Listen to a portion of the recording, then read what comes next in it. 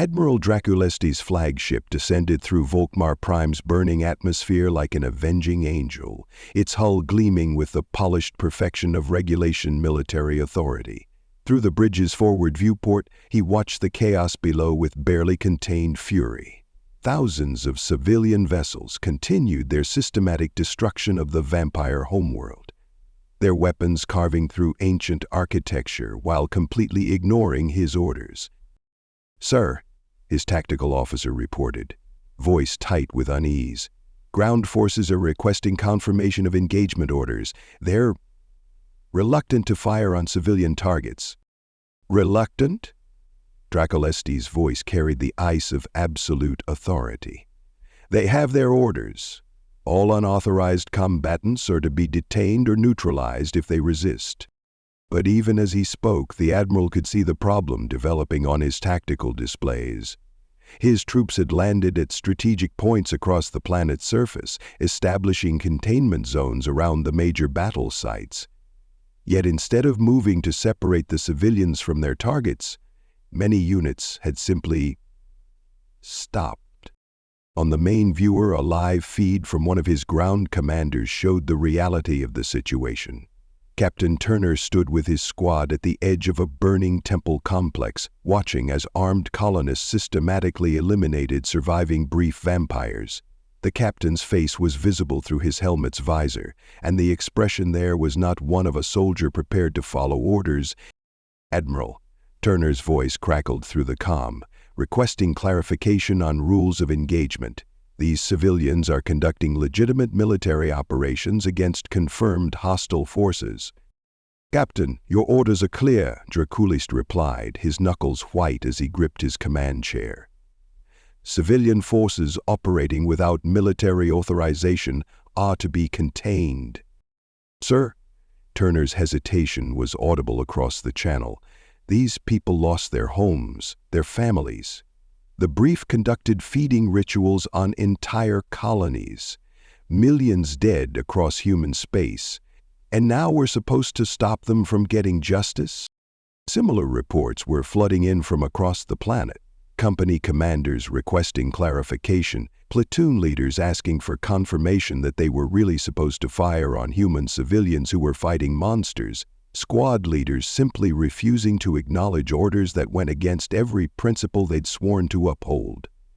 From his position on the ruined altar, Holt watched this drama unfold with grim satisfaction. His comm system picked up fragments of the military channels, and what he heard confirmed something he'd suspected from the beginning. Most soldiers, when faced with the choice between following orders and doing what was right, would choose righteousness. Alternately, this was not righteousness. Colonel Wang's Chinese forces had spread out around his position, their weapons trained not on the approaching military units but on the temple ruins where the last brief survivors were making their stand.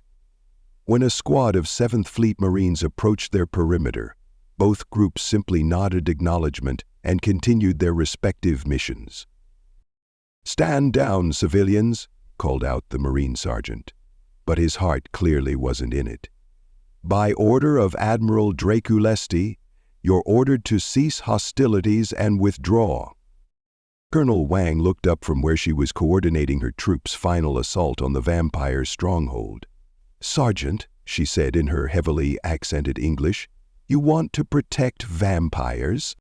The Marine's face, visible through his helmet's faceplate, twisted in distaste. "Ma'am, those are my orders." "Then follow conscience, not orders," Wang replied, turning back to her tactical display. "We finish job here. You want to stop us?" She shrugged, indicating her well-armed militia. "You try." Similar scenes were playing out across Volkmar Prime. 7th Fleet troops standing in awkward confrontation with civilian hunters, neither side particularly eager to open fire on fellow humans, while actual monsters burned in the ruins around them. Admiral Draculesti's frustration reached its breaking point as another company commander reported equipment malfunctions, preventing his unit from engaging civilian targets.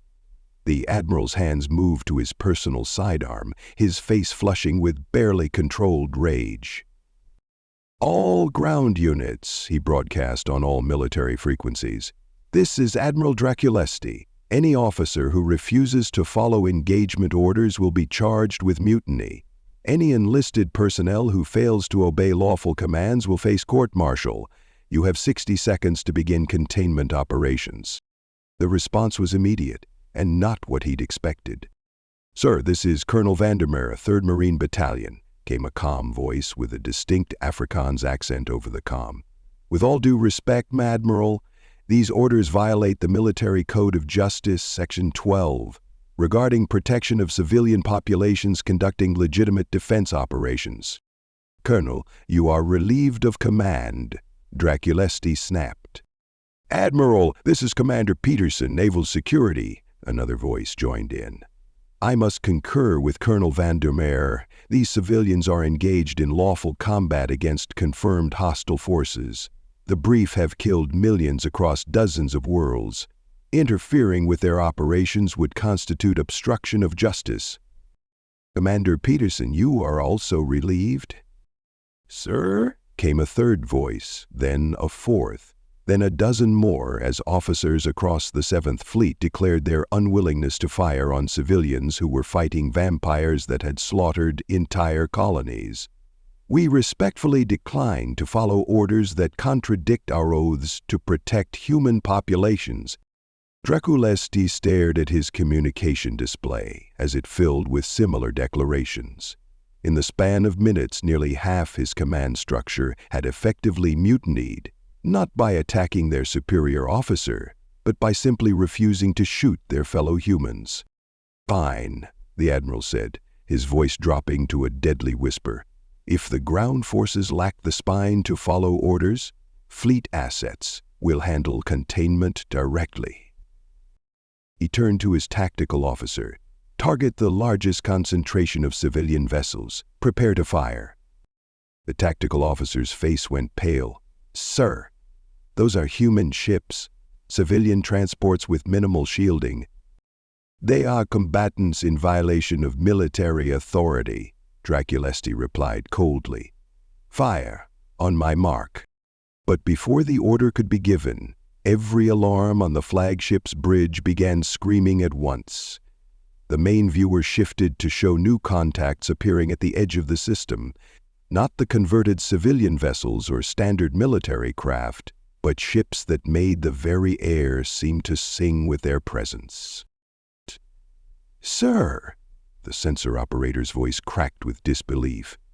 "Multiple contacts bearing 27 Mark 45. Energy signatures are impossible. They're showing quantum spur resonance patterns off every scale. On the viewer, the approaching ships resolved into formations that took Draculesti's breath away. Sleek vessels whose hulls seemed to blur at the edges, leaving trails of blue fire across the void. And on each ship's prow, proud and defiant, blazed the lone star of Texas. "This is Knight Commander Daniel Reynolds of the Texas Knights Expeditionary Force," a voice filled the bridge, calm, authoritative, carrying the unmistakable accent of genuine Texas nobility. "Admiral Draculesti, you will stand down immediately and cease all hostile actions against civilian populations." Draculesti's face flushed purple. "Knight Commander, these civilians are operating in violation of—" "Admiral," Reynolds' voice cut through his protests like a quantum blade through armor. "We've been monitoring your communications. You just ordered your fleet to fire on unarmed civilian vessels engaged in legitimate combat operations against confirmed vampire forces." The bridge fell silent except for the hum of ship systems. Every officer present understood what they were witnessing: the arrival of the Texas Knights, the most elite military force in human space, coming to confront one of their own admirals. "Furthermore," Reynolds continued, his voice taking on that particular edge that indicated a Texas Knight at the limits of his patience, "we have confirmed reports that Major Elijah Holt is operating on the surface, a decorated knight who was presumed killed in action after sacrificing himself to save his command. Down on Volkmar Prime's surface, Holt felt something stir in his chest as he heard Reynolds' voice. He knew that voice. Commander Reynolds had been his instructor at Knight Academy, one of the finest warriors ever to wear the quantum spurs. Knight Commander, Holt activated his comm system, his own voice carrying across all frequencies. "This is Major Holt, confirming my status and current operations." "Major." Reynolds' reply carried genuine warmth despite the formal protocol. "Good to hear your voice, son. We've been tracking the beacon from your armor. Are you combat effective?" "Affirmative, Commander. Currently engaged in final mop-up operations against remaining vampire forces." "Understood. Continue your mission, Major. We'll handle the situation up here." The exchange sent shockwaves through the 7th Fleet. Here was confirmation that the legendary Crimson Hunter, the rogue knight who had sparked this crusade, was not only alive, but operating with the tacit approval of Knight Command itself. Admiral Draculesti's voice shook with barely contained fury. "Knight Commander, that man is a rogue operative who has violated every regulation." "Admiral," Reynolds' voice dropped to absolute zero. "That man is a Texas knight who spent 6 months in vampire captivity watching 35,624 of his fellow prisoners die under torture. That's just what he witnessed personally. The breathe have killed millions, entire colonies fed upon, billions of lives destroyed across human space. He escaped, initiated the largest POW rescue in military history, and is now completing his mission to eliminate the vampire threat." He paused, letting the weight of those words sink in. "If you have a problem with his methods, I suggest you take it up with the vampires. Oh wait, he's killing them all." Around the 7th Fleet's formation, the night vessels moved with that fluid grace that defied physics, their quantum spurs leaving trails of blue fire that formed protective patterns around the civilian ships below. It was a clear message.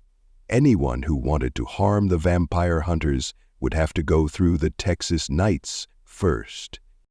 "Admiral Draculesti," Reynolds' voice carried the authority of centuries of Texas tradition, "you have exactly 1 minute to order your fleet to stand down and withdraw to minimum safe distance. After that, we'll consider any hostile action against civilian populations to be a violation of the Knight's oath to protect the innocent."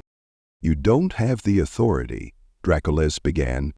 "I have the authority of a Texas knight, defending innocent people from an officer who just ordered his fleet to fire on unarmed civilians," Reynolds cut him off.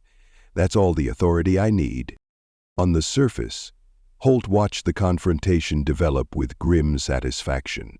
Around him, Colonel Wang's forces had completed their assault on the temple complex, the last vampire defenders falling to the combined fury of human determination and Chinese precision. Similar reports were flooding in from across the planet, Captain Reagan confirming the destruction of the blood storage facilities, various militia commanders reporting the elimination of brief strongholds, the systematic extermination of a species that had fed on millions upon millions of human lives.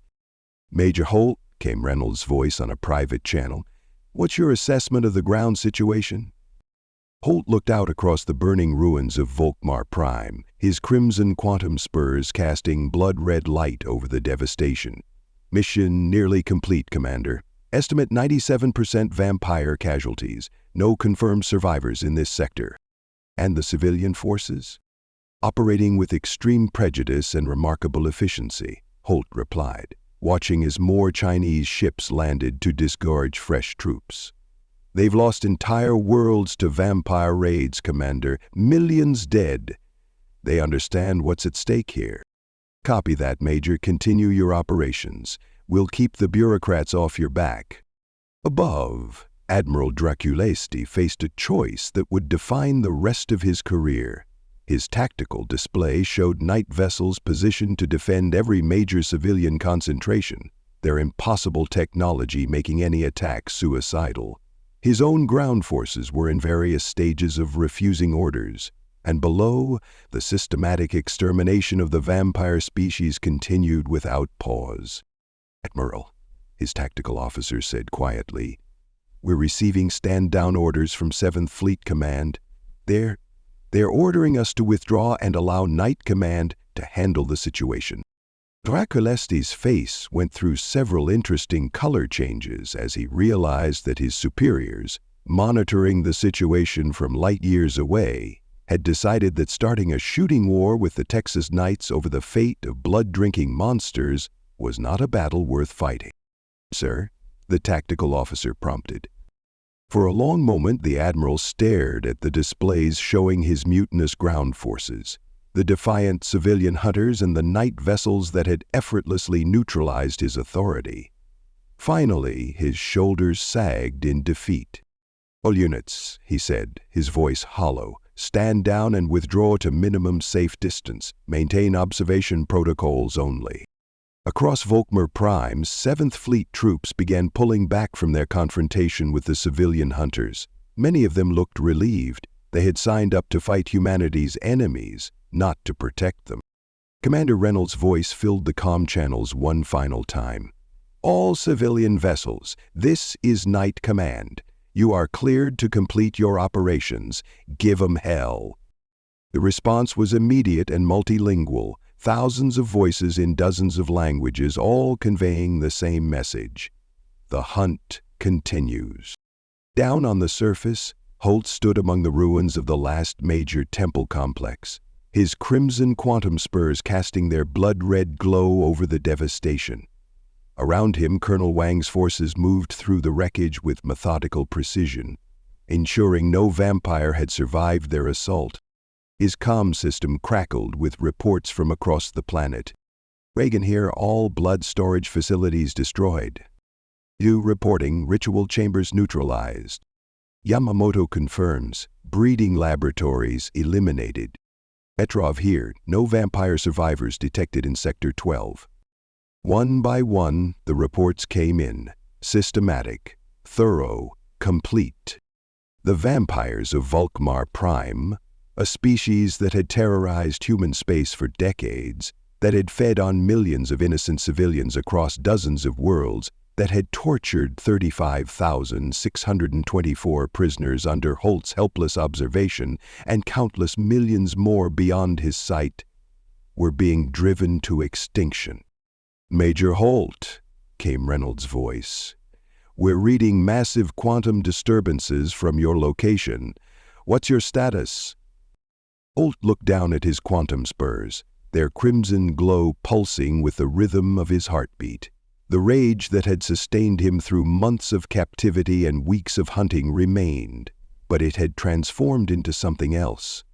Purpose, determination, an unshakable conviction that this work was far from finished. "Mission progressing, Commander," he reported, his voice carrying the weight of uncounted dead. "The brief on Volkmar Prime are nearly extinct, but this was just their homeworld." Around him, the combined forces of humanity, knights and civilians, military and militia, veterans and volunteers, stood among the ashes of their enemies. They had come from across human space, united by shared loss and common purpose, to deliver justice that no court could provide and no authority could prevent. Above, the stars shone down on the burning ruins of Volkmar Prime, the vampire homeworld that would never again serve as the beating heart of their blood-soaked civilization. In the distance, civilian ships were already departing, their crews carrying with them the satisfaction of having finally struck back at the monsters that had haunted their nightmares. But others remained. Colonel Wang's Chinese forces were already coordinating with other militia groups, sharing intelligence about other brief strongholds scattered across the galaxy. Captain Reagan was broadcasting frequencies where vengeful civilians could gather for the next hunt. And throughout human space the word was spreading. The vampires could be beaten, could be exterminated, if people were willing to do what needed to be done. "Commander Reynolds," Holt transmitted on the open channel, his crimson quantum spurs flaring against the burning sky, requesting permission to continue operations against remaining brief concentrations throughout human space. A pause, then Reynolds' voice returned, carrying a note that suggested he understood exactly what Holt was asking. Major, Night Command will need to convene regarding your operational status. In the meantime, I'm authorizing you to act independently as circumstances require. It was as close to official approval as Holt would get for what came next. The hunt wouldn't end here on Volkmar Prime. It couldn't end here, not while brief vampires still lurked in the dark corners of the galaxy, waiting to feed on human suffering. Holt holstered his sidearm and looked out across the devastation, his quantum spurs leaving trails of crimson fire as he moved. The names of 35,624 prisoners still echoed in his enhanced memory, but now they were joined by the uncounted millions who had died across human space. Entire colonies drained, worlds left lifeless, families destroyed in blood-soaked rituals older than human civilization. Behind him, the last temple of Volkmar Prime collapsed in flames. Before him, the stars beckoned with the promise of more vampires to hunt, more debts to settle, more justice to deliver. The battle for Volkmar Prime was won, but the war against the brief, the true war, fought not by bureaucrats and admirals, but by those who had lost everything to the vampire's endless hunger, was just beginning. Holt's quantum spurs pulsed crimson as he stood atop the ruined altar, surveying the devastation. Around him, Colonel Wang's forces were securing the perimeter, while civilian hunters continued their methodical sweep of the temple ruins. The satisfying reports of confirmed vampire kills kept streaming in, but Holt's attention was drawn upward. The sky above Volkmar Prime was filling with new arrivals. Shuttles and gunships descended through the smoke-filled atmosphere, their hulls bearing markings that made Holt's enhanced memory catalog each one with perfect clarity. The Lone Star of Texas blazed on dozens of vessels, but a significant portion bore the Red Cross and medical insignia of night field hospitals. 50, 60, perhaps 70% of the incoming ships were medical vessels, mobile trauma units, surgical transports, recovery ships equipped with the most advanced life-saving technology human space could provide. The remaining ships bore the proud symbols of worlds settled by Americans who had carried their love of liberty and self-governance across the stars. New Arizona, New Montana, New Georgia. Patriotic colonies that understood bone deep what it meant to stand against tyranny and evil, regardless of what distant bureaucrats commanded. The insignia of the New Brazos Planetary Guard flew alongside them, the cross rifles of New Virginia's colonial militia, the lone pine tree of New Maine's defense force, ships from colonies that owed their existence to Texas knights who had arrived in their darkest hours, turning certain death into survival. Major, Colonel Wang approached, her weapons crew still sweeping the ruins behind her. More ships arrive, many medical ships. Good. We have wounded. I see them, Holt replied, watching the formation descend with military precision. These weren't the chaotic arrivals of civilian hunters. This was coordinated, professional, purposeful. One of the medical transports settled onto a cleared area about 200 meters from his position. The rear ramp dropped immediately and a team of medics and armed security personnel rushed out, their movements practiced and efficient. They moved toward a group of wounded Chinese fighters that Wang's forces had gathered for triage. Holt's enhanced vision tracked the medical team automatically, cataloging their movements, their equipment, their coordination. One figure caught his attention, a nurse in Night Medical Corps uniform. Her movements graceful despite the urgency of the situation. She was directing the placement of medical equipment, her hands moving with the confidence of someone who had done this countless times before. Without thinking, Holt activated his helmet's zoom function, bringing her face into sharp focus. Dark hair pulled back in a practical braid, strong features marked by concentration as she assessed a wounded fighter, capable hands already moving to stabilize an injury. His optical systems automatically scanned for identifying markers, rank insignia, name tag, and his zoom focused on her hands. No ring. A flicker of something unexpected stirred in his chest. Something that wasn't rage or determination or the burning need for vengeance that had consumed him for months. Something almost forgotten, a reminder that he was still human beneath the crimson glow and the weight of 35,624 names. Then a night gunshot broke from the formation, its quantum drives flaring blue as it accelerated directly toward Holt's position, shattering his momentary distraction. The vessel was larger than the standard scouts built for both transport and combat, its hull scarred from countless engagements. It streaked across the burning sky with the confidence of a predator that had never known defeat.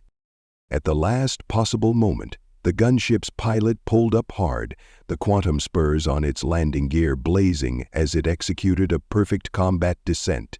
The ship settled onto the ruined plaza in front of the altar, its landing thrusters kicking up clouds of ash and dust that swirled around Holt's crimson glowing boots. The rear ramp dropped with hydraulic precision and a figure appeared in the opening. "Major Holt." The voice carried across the devastation with unmistakable authority. "Get your ass aboard, now." Holt recognized that voice even before his enhanced vision cataloged the details. Knight Commander Daniel Reynolds stood at the top of the ramp, his quantum spurs leaving blue trails on the metal deck plates. But time and war had left their marks since Holt had last seen his old instructor. Reynolds had aged, the lines on his face ran deeper, and his hair had gone completely silver. His left arm was entirely robotic from the shoulder down, the advanced prosthetic humming with quantum-enhanced servos that moved with inhuman precision. Scars crisscrossed his visible skin, each one a story of battles fought and won across human space. But his eyes, those sharp, calculating eyes that had evaluated thousands of knight candidates over decades of service, were unchanged. They fixed on Holt with an intensity that made even the Crimson Hunter pause. Holt turned to Colonel Wang. "Continue the sweep, make sure no vampire survives." She nodded, already barking orders in Mandarin to her troops. Holt walked toward the gunship, his crimson quantum spurs leaving glowing footprints across the scorched ground. As he climbed the ramp, Reynolds stepped back to give him room. "Commander," Holt said formally, coming to attention. Reynolds looked him up and down, taking in the battle-scarred armor, the crimson glow of the quantum spurs, the hard set of Holt's jaw. His robotic arm whirred softly as he gestured toward the ship's interior. "Inside, Major, we need to talk and we need to move fast." The gunship's interior was pure military efficiency. Crash seats along the bulkheads, weapons racks secured against the walls, tactical displays showing the ongoing battle across Volkmar Prime. Several other knights occupied the space, their quantum spurs casting blue light that contrasted sharply with Holt's crimson glow. Reynolds moved to the tactical station as the ramp sealed behind them. "Pilot, take us up, bearing direct to the 7th Fleet flagship." The gunship lifted smoothly, its quantum drives humming as they accelerated away from the surface. Through the viewports, Holt could see the full extent of the reinforcements that had arrived, hundreds of ships in tight formation. The majority bearing medical insignia alongside the marks of Texas Allied colonies. "Commander," Holt began, but Reynolds held up his robotic hand. "First, you need to understand what just happened up there." Reynolds activated the tactical display, showing a recording of Admiral Dracolesti's bridge. Everything the Admiral broadcast, every order, every threat, every word, was transmitted live across the entire quantum communication network. Holt's eyes narrowed. How? Someone on his bridge was running an open feed to every colony, every outpost, every ship in human space. Reynolds' expression was grim. Billions of people watched him order his fleet to fire on civilians who were fighting vampires. They heard him threaten to kill humans for daring to eliminate the monsters that had slaughtered millions. The display shifted, showing data streams from across human space, petitions, formal protests, demands for justice, all flooding toward the central command structure faster than any bureaucracy could hope to contain. 16 planetary governors have formally demanded his court-martial, Reynolds continued, his robotic fingers manipulating the display with precise movements. 23 colonial militia commanders have filed charges of attempted murder of civilians under military protection. The new Brazos Planetary Guard, you remember them, the colony we saved from the Kreth invasion 15 years ago. They've threatened to secede from the unified command structure if he isn't prosecuted. Holt processed this information, his enhanced memory cataloging each detail. And Knight Command's position? Reynolds turned to face him directly, his scarred face hard. Knight Command sent me and every available Knight who shares our philosophical alignment regarding the brief situation. We're here to make sure justice is done, both for the vampires and for officers who think they can threaten civilians fighting for their survival. The gunship broke through Volkmar Prime's atmosphere, and the full scope of the orbital situation became visible. The 7th Fleet had pulled back to a defensive perimeter, but they were surrounded by the newly arrived Texas Allied forces. Hundreds of ships, all positioned to protect the civilian hunters below, and the majority were medical vessels, their holds filled with the means to save the wounded warriors who had answered Holt's call. The Admiral is being formally relieved of command pending court-martial, Reynolds said, watching the tactical display. Charges include attempted murder of civilians, obstruction of legitimate military operations against hostile forces, conduct unbecoming an officer, and about 40 other violations that various legal teams are still compiling. He looked back at Holt, his expression unreadable. Everything he broadcast was seen and heard by everyone, Major. The families of the millions the brief killed, the survivors of feeding raids, the colonies that lost entire populations. They all watched him try to protect the vampires from justice. The gunship angled toward the 7th Fleet flagship, but it wasn't alone. A full squadron of night vessels moved in formation around them, their quantum spurs blazing blue against the black of space. "We're about to formally arrest an admiral," Reynolds said, his robotic hand resting on his sword hilt. "One who commanded a fleet but forgot who he was supposed to be protecting. You're coming with me, Major. The people who lost everything to the brief deserve to see the Crimson Hunter present when their would-be executioner faces justice." Holt looked out at the assembled fleet, Texas Knights, planetary guardsmen, colonial militia, medical ships racing to save the wounded, all united in their understanding that some evils demanded extinction, and some officers needed to be reminded that authority came with a responsibility to use it righteously. "Commander," Holt said quietly, "what happens after the Admiral is dealt with?" Reynolds' scarred face showed the hint of a grim smile. "After? After we discuss what comes next. The Breath aren't extinct yet, Major. Volkmar Prime was just their homeworld. There are still vampire nests scattered across the galaxy, still feeding on human suffering." His robotic hand gripped Holt's shoulder with surprising gentleness despite its artificial nature. "And there's still a lot of people out there who want to help you finish what you started. Properly. With the full backing of everyone who understands that sometimes the old rules don't apply when you're fighting monsters." The flagship grew larger in the viewport as they approached.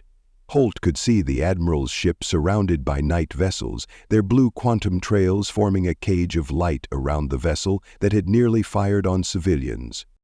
"Time to show that Admiral what happens when you forget who the real enemy is," Reynolds said, his quantum spurs flaring as the gunship prepared to dock. "And then, Major Holt, we plan the next hunt." Holt's crimson quantum spurs pulsed in response, their blood-red glow reflecting off the gunship's interior. Behind them, Volkmar Prime burned, medical ships racing to save the wounded who had fought for justice. Ahead, an admiral faced judgment for his crimes. And beyond that, across the infinite black of space, vampires still lurked in the darkness. But darkness never had, nor would it ever prevail.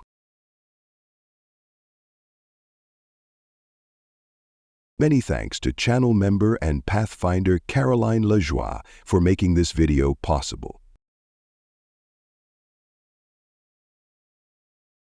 Many thanks to my channel members and Pathfinders. You all make these videos possible. Thank you for listening to this story. I hope you enjoyed it. Be sure to leave this video a like and subscribe if you want to see more stuff like this. Video shares, memberships, and super thanks help the channel grow as well, so feel free to partner with this channel in that way as we grow. With that all said, thank you again for listening to the story, and thank you for your time. On the left side of your screen are some videos I think you might be interested in. I hope to see you in the next one.